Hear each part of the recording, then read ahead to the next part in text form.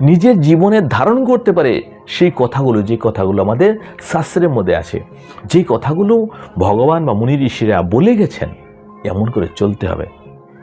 মুখে আমরা সবাই বলতে পারি, কিন্তু নিজের জীবনে অ্যাপ্লাই করা, সেটা হচ্ছে সবচেয়ে বড় কথা। যদি কেউ অ্যাপ্লাই করে নিতে পারে, সে তো এই জীবনে মনুষ্য জীবন থাকতে থাকতেই সে স্বর্গের মধ্যে আছে। বর্তমানে সে স্বর্গের মধ্যে, বর্তমানে সে দেবতা অলরেডি হয়ে গেছে।